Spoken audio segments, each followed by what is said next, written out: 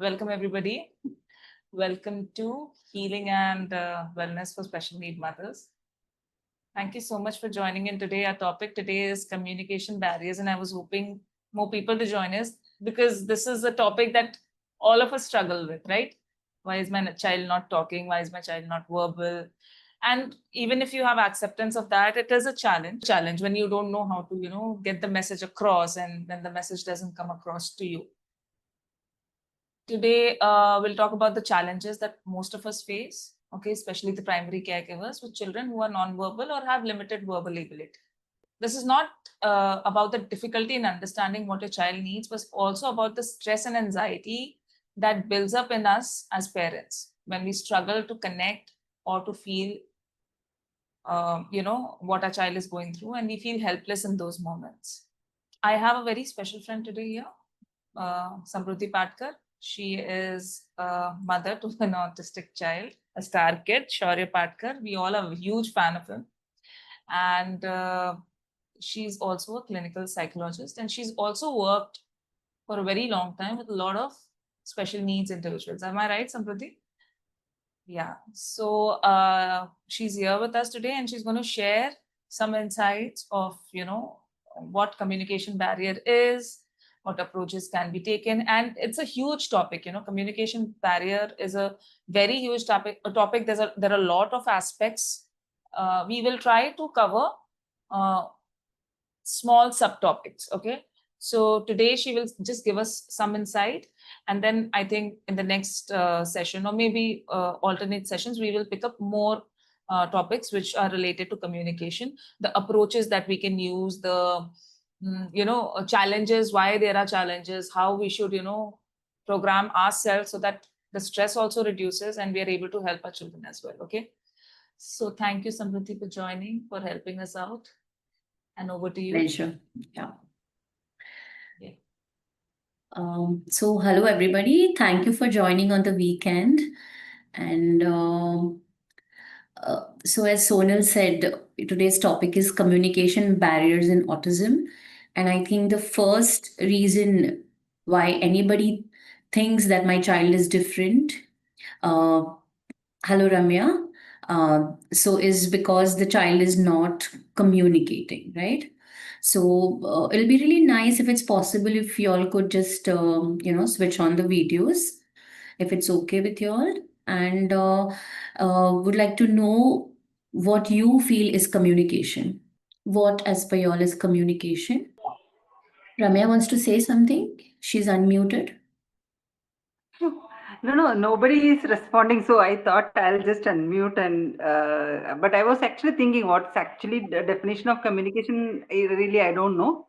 But it's a means of expressing our own needs, and being in a social setup, we need communication to understand each other. Right. Very correct, Ramya.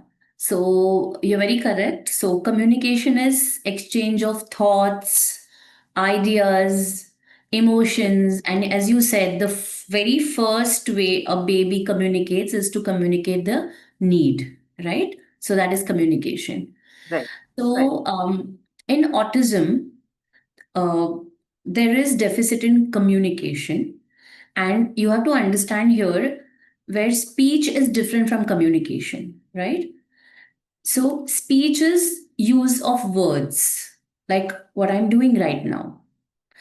Communication in autism could happen in different ways, and speech is only one way to communicate in autism. So, when we understand this at the onset, I think it gets a total attitudinal shift as a parent, where we don't look at it if a child is not verbal or a child does not have speech, we don't look at it as a problem or a deficit, but we look at it probably a child has a different way of communicating. So, to start with, communication in autism, speech is only one mode. The child may communicate through various other ways. It could be through the use of apps like Avaz, which I'm sure many of y'all are already using. It could be by gestures, which is called Makaton, using a lot of gestures and sign language. It could be a lot of autistic individuals have written books, typing it on, texting or typing it on the computer. So that could be one mode of communication. And the PECS, or the picture exchange communication system, right? So these are different ways a child with autism can communicate. So when we absorb this idea, I think it settles us down. It settles down our expectation that the child should only communicate via speech. Sonal, you want me to carry on, or you want to? Yeah? Okay. So we always talk about the deficits in communication, but there are also some strengths, like autistic individuals. I think when they communicate, they're very direct, and there is no hidden meaning when they communicate, unlike the neurotypical individuals, where we might say something, but we might actually want to convey something else. And also, one of the things which really defines autism or autistic communication, but also is a strength, is they have special interest where they will find every detail about that interest and can give you a lot of details about that interest. So that it's up to you if you want to look it as an obsession or you want to look it as a strength. I feel that it's a strength that these individuals have. And when you know the interest, I think it helps the parents, or as a parent, I think that has helped me to use that to motivate my child for every goal that we have listed throughout our milestones. Before talking about what are the barriers of communication, I feel it's important for parents to understand that before starting any communication or therapy with the child, observe the child, observe what the child uh, is interested in the environment, observe what the child is, or how the child is trying to express himself or her. Observation helps a lot for us to connect with the child. So before we really push ourselves off to, like, okay, today my goal is to teach him probably 10 words, before that I would say observe and try to connect. That is the first step. Second, when we do that, it takes away a lot of anxiety also from the parents. And if the parent is not anxious emotionally, the child also learns a lot of things. And I think that is what is also Sonal's goal in working with the anxiety of the parents. And Yeah, so I was anxiety about to say that. Sorry. Yeah.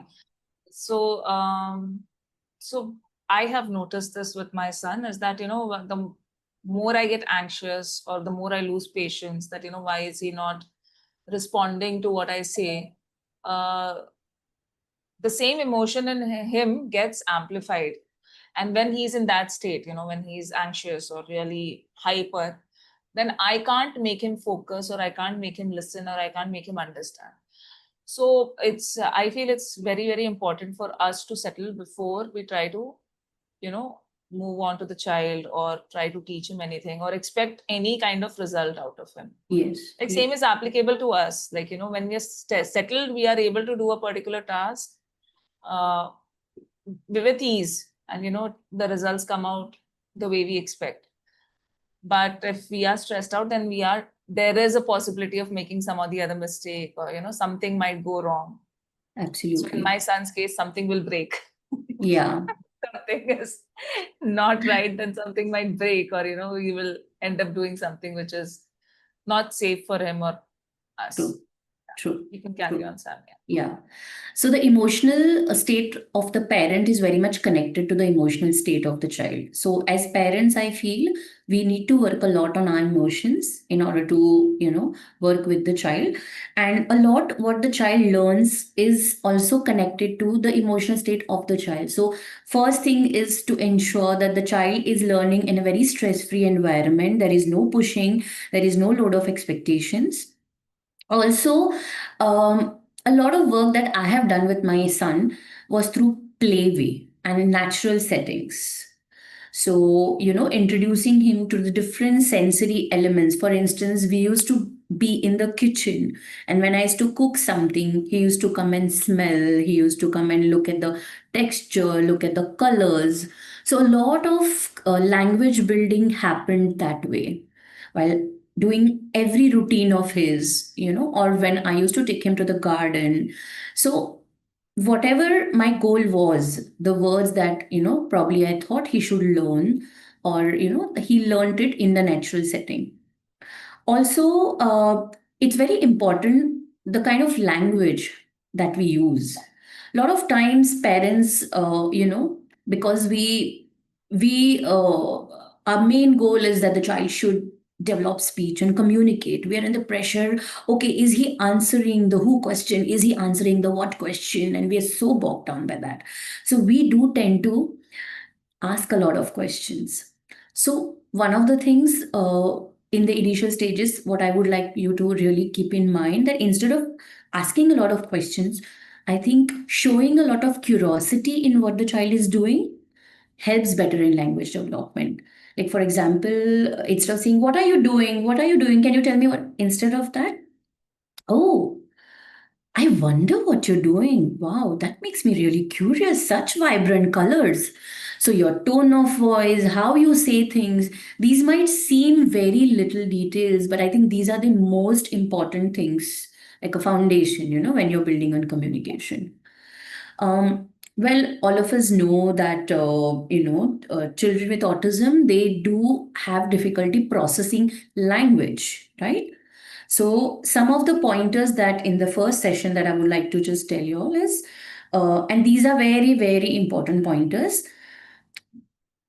Be aware that they are literal thinkers. So whatever you will say, they will take it literally in their understanding. So be very clear and very consistent in what you say. Even while you're giving instructions, let your instructions be just what you expect them to do, not too many words. So be clear and be short whenever you're giving any instructions for them. Because receptive language again develops before the expressive language. So one of our goals in language development is building a lot of receptive language. Second, I think all of y'all already have heard is use of visuals, right? So my son, okay, like he's 16 and he has a lot of language, but even now, when I have to help him in to think about something, I it really helps when I have a whiteboard. So I just use simple words because now he's connected with words. So we used to use the stick figures or I used a lot of pictures, but now it is yes, Sonal? Can we show the video that? Yeah, sure. Yeah. Yeah. You continue. I'll just do the So thing. in our day-to-day, so this has become like a habit now. In our day-to-day interaction, whatever I want him to probably process something in his mind, I just go to the whiteboard and it really helps. And that has also helped us a lot in our, in the curriculum that we were following. In his studies also, the same strategies helped a lot. So basically, they think in pictures, right? And I think why just them? Most of us, when we look at the recipes, don't we really want to know and look at the ingredients? And doesn't that help us better? And don't we all use visual schedules every day? Like, if you ask me, there are so many things I need to do every day.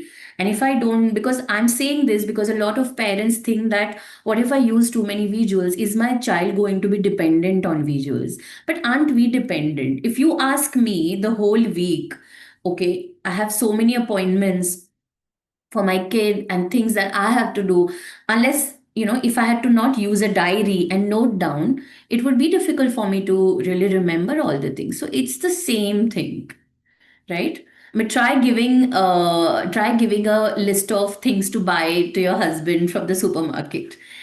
I'll bet you that without giving him a written list, you'll hardly get one or two items from. So it is, I think all of us are dependent on visuals. So Okay, visuals, I can share yeah. the video. Yeah, let's. So Can we this do is that? basically I had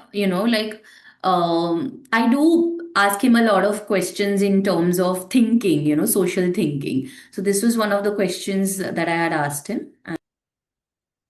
Shaurya, Better now? when you go swimming and you had a swim, right? And you come home, okay? I ask you, get me the clothes that you wore for swim. Where will you search for them? I will search for them in my counter lower cupboard of clothes where I get the swim clothes. Okay. After swimming, after you come home from swimming. Shaurya, when you go swim, right? Okay.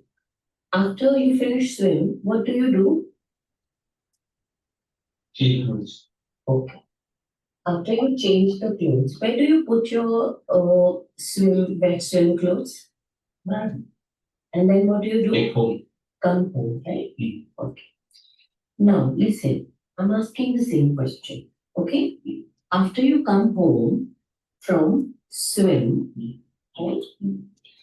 And I ask you, Shaurya, where give me the clothes that you wore for your swim. Right? I'll Where do search you in my look? bag. Excellent. So now, what helped you to think of where your clothes would be? Yeah. Yeah, so the last part which I asked him was if how much the visuals help you from 1 to 10, because he understands it better when we rate things. That's how we do it, especially emotions. And he said 10. So that's how it helps him. Now, see, it's not that he didn't know where his swim clothes are after he had his swim. He of course knows that he puts it in the bag. But this is language. And as I said, he has a lot of language, but still it is difficult for him to process unless something concrete. Of course, not every time, but a lot many times, especially when it's a social thinking or a thinking question, he does need that.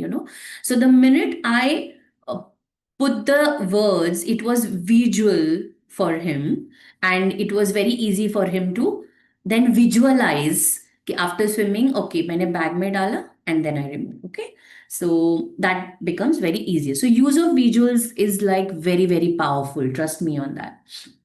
Then one more very important pointer is allow them to process information. They do take a lot of time, because as parents, I think a lot many times we hurry and we push them. So allowing time to process, being very short and concrete in your instructions is very important. And of course, celebrate every attempt to communicate. Okay, be loud, praise, and show a lot of excitement, and be very specific in what you praise. In your praise has to be very specific about what the child is doing. Also, when you whatever you're teaching, okay, if you relate it to the child, then the child understands and learns it better. So try to relate it to the child. So even the vocabulary or concepts that you pick up to teach, if they are in relevance with the child will learn it better. Now, I think we had a question that was posed to Sonal regarding, that a child is 2 years. Sudha had the question. So the question was, my son is diagnosed with ASD, and he's 2 years old, and now he's 5 years old. Okay, taking speech therapy since 2 years, but still vowels and sometimes meaningful words coming out, but not consistent. He's pointing and understanding the commands, but verbal communication is not there. We have started Avaz recently, but not showing much interest. Please address my queries. Yeah. So Sudha, I don't know the full profile of your child. So based on whatever you've given me, I can respond. One important word that you said is we have started Awaz recently. So any goal, please give it time.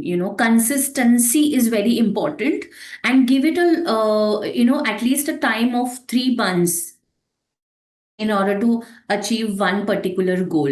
So it's important to plan your goals, short term goals. Plan it exactly. For instance, by 3 months, my child would have these many emotional words or these many words. Okay, so planning, giving it time is important. Secondly, there are a lot of other factors, because how you're asking the questions, what are you asking, how interested the child is for those questions. Sometimes you also see that children know a lot of things, but they really don't want to answer because the child perhaps is not interested or thinks that okay, this is so easy for me, but why is she asking me the same questions again. Sometimes there is receptivity, but the child might not like to express it. And it's not that because our children are visual thinkers, visuals, use of visuals comes in like this, and the first day that you introduce visual, they'll be like, wow, we love visuals. It's not like that. It takes a lot of time for them to get used to the visuals. But once you use it, it's magic. It works like magic, and then your child will definitely use it himself, because it gets a lot of predictability. Visuals make things very predictable, and it really helps them to think, and it really takes away the load of verbally saying those things. So I would say, based on whatever little information I have about your child's profile, be consistent, give it 3 months time, and also check what are the times that you're giving it to him. What is his state of mind when you're asking? Is that a particular question or a topic that he's not interested in? How can you make it more interesting for him? And sometimes using before and after, like a visual, okay, also helps. So what happens is, you keep the tasks which are not so interesting for the child before, and after you keep an activity which the child really loves. So that becomes a reinforcer. So these are some of the tips. Yeah. Okay, ma'am. Thank you, ma'am. Yeah. He So likes sensory play more, ma'am. Yeah. Yes. Great. So if he likes sensory play, now a lot of concepts you can do through sensory play, and there you can use Avaz for him to express. And keep the Okay. you can also in other instances keep that as a reinforcer. Try doing this. Oh, Yeah. yeah. okay, ma'am. Also, Okay. Sudha, I mean, he's 5 and he's still very young, okay? And the main thing in the entire, journey is about patience. So also, like, Sam said that make short-term goals. But I can tell you, a lot of times when we make goals, it's not necessary that we achieve it. Okay. Like, if I make a goal for say 3 weeks, it's not, and say I keep it very simple. I just keep it as 5 words. All right. Where he understands it and he's able to, use it. It's not necessary that, I decide 3 weeks and he will respond in 3 weeks.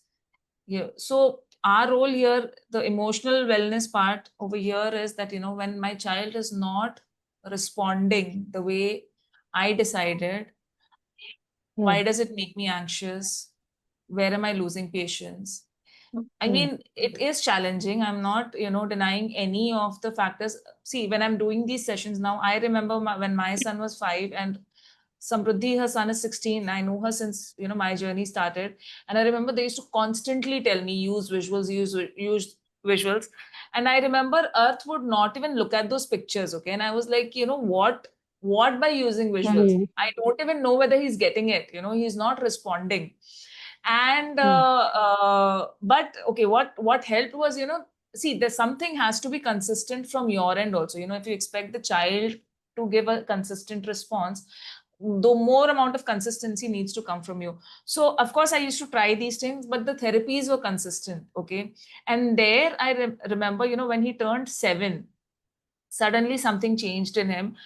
We were also doing other things like, therapeutic listening and other, body movement exercises, which also helps, integrate a lot of things in the body and the brain that helps the speech to come out. When he turned 7, he started saying all those things which he was learning since the age of 2. We had started therapies at the age of 2. Okay. And that was the time I realized that, the receptive language was building in, whether he was, able to express it or not. He was able to, absorb it, and he was able to express it when his mind went up to the next level. So even now, when I feel that, okay, I don't know if he's getting it, I remind myself that he's getting everything. You have to go with that assumption that, your child is, the term is pre-assumed competency. Your child understands much more than you think he does. Yeah. Okay. And you have to keep repeating it. That's the challenge that we are here to address, that, when you have to keep repeating, where do you lose your patience? Where do you feel demotivated? Where do you feel helpless? That is why we gather here to, address those factors that, what do I do? Okay. I hope my answer was helpful. And Yeah, you sure. had also Yes, asked thank about you. Avaz. So Avaz, Hmm. I also recently started with my son, and see, all this while I used to give him options on a piece of paper, and he would mark, whatever. But, my work used to increase a lot because I had to really think, sit and think, what are the possible options every time. And then I become the center point. So when I started Avaz, it was challenging for me also, because I had to keep using, I had to learn how to use Avaz first. And, navigating folders and all was a challenge for me. So when I used to get puzzled, he would lose interest and go away. But I have realized that, the more I still make it a point to use the things that I know. Like, I know where the feelings folder is. I know where yes and no is. And I've made another folder for Earth's food.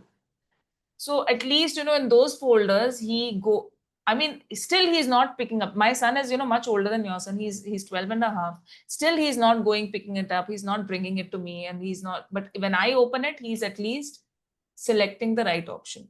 So that is the challenge that, we have to support our children more in order for them to become independent. Yeah. So that is there. So, But you don't have to lose hope here. You have to keep trying. It will give you result. It might take longer, but the results will come in place. Yeah, no, it's a very Yeah, valid sure. point. And so many non-verbal autistic individuals have written books. Those who are probably non-verbal to a great portion in their life, and later on they have written books.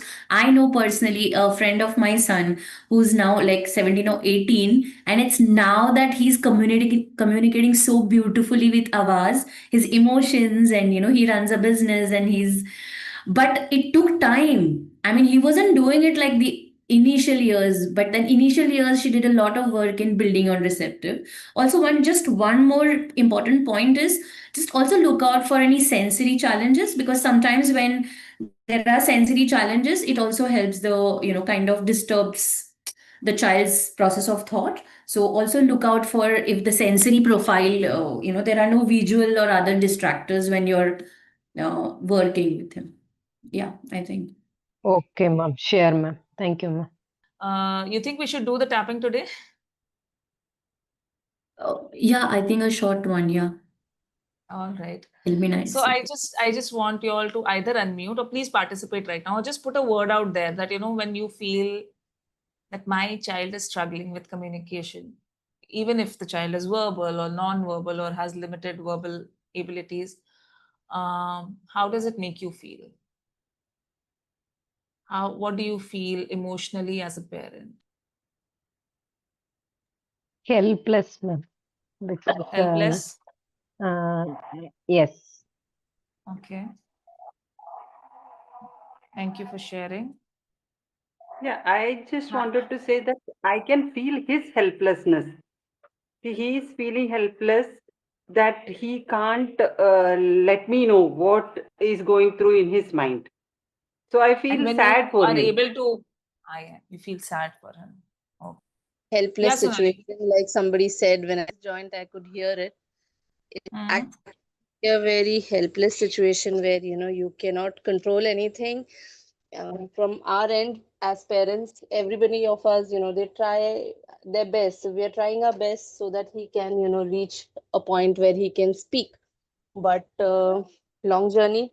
So yes, it is it's a mixed feeling. I would say, I would not only stick to one word. It's a mixed feeling because you don't know what to feel when.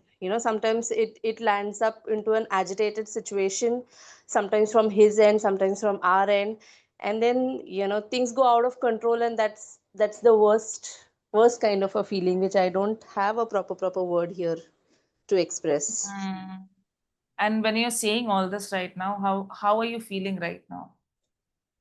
So it's a feeling where we relive multiple moments in one moment. So it's like when I'm speaking right now, I can might as well think of several moments like these when Yeah, and I when did you think something of these wrong. several moments when you've gone through all of this, how does it make you feel right now? Are you feeling heavy? Are you feeling tired? Are you feeling exhausted? Physically, emotionally, how do you feel right now? Just right now. Heavy can be an appropriate word here. Too heavy to you know Too to even heavy? understand. Yeah, Thank you too for heavy sharing, to Sonal. actually explain Too heavy to? Too understand heavy my to too understand my? heavy to actually be in a position to understand myself, or any other thing. Okay. Any other thing? Thank you for sharing, darling. Thank you so much. Anybody else? Sam, you were also saying something. Frustrated. So pretty much like Yeah. helpless. Yeah. Thank you. Great. So, Vidya, Niharika, Deepika, anything you all want to share something? You can just put it on the chat box. Okay. I'll start with tapping and I want everybody to tap along. Okay. And even if you don't feel the same things, you please still tap along with me so that you can feel a difference. Okay. And repeat after me. Even though when my child finds it challenging to communicate, I feel really helpless. I still choose to love and accept myself.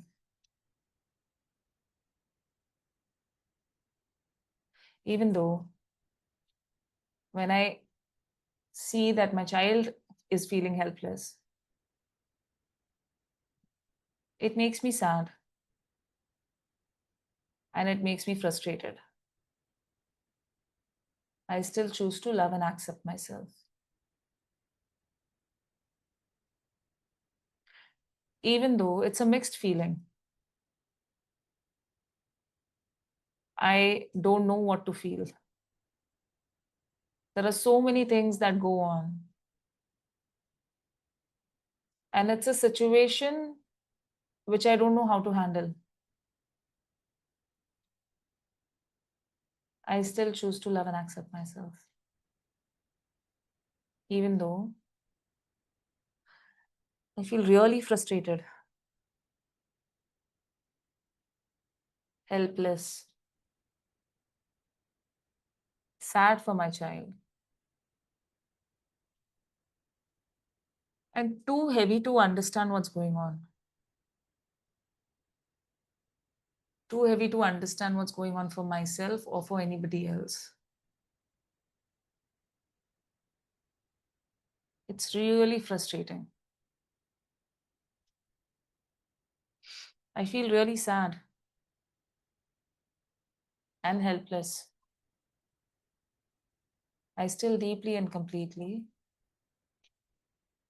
love and accept myself. Even though there are so many things that I learn, there are so many things that I try to understand, and there are so many things that I try to unlearn in order to support my child. And sometimes I don't even know whether these approaches are working or not. And it's a struggle for my child, even for me. Because there are so many expectations attached. My expectation from my child, my expectation from the efforts that I put in, expectations of everybody around. Sometimes it's also like, I feel judged all the time. And because, the results don't seem so evident,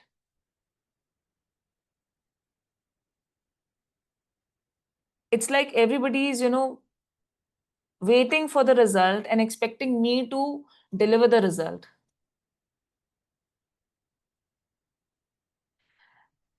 And there's just so much of pressure on me to make my child communicate. And so much of pressure on my child to communicate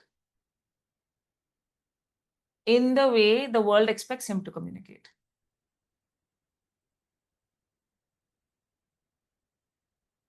And it's frustrating. I don't know whose expectation to cater. And I feel helpless because the results don't really come out the way I expect. Sometimes they do. Sometimes they don't. Most of the times they don't. And that's frustrating, and it feels really helpless. I feel helpless. I still deeply and completely love and accept myself. Suppose somehow I could be patient. I could be at ease.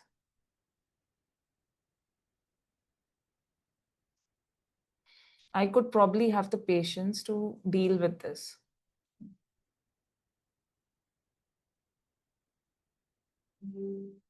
Suppose others around me did not pressurize me so much. Or suppose I had this superpower not to take their pressure at all. What if I could support my child just the way my child needs? What if I could support myself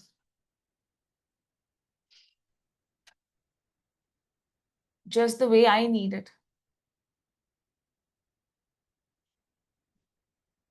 What if I could do all of this with ease? And even if it takes longer, what if I could trust the process and believe in my efforts and my child's efforts and still choose to love and accept myself anyway? Taking a deep breath in through the nose, breathing out through your mouth, taking a sip of water.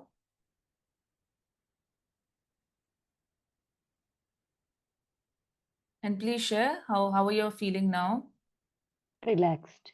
Lighter. Thank you for sharing. Relaxed. Validated. I feel validated. Okay, lovely. Yeah, that's it. I'll see you on next Sunday. And thank you, Samrudhi. Thank you so much for your valuable inputs. Thank you, It's really Sonal. helpful. Thank you so much. And thank you, everyone, for being here. Thank you so much. Thank you. See you on Sunday. Bye.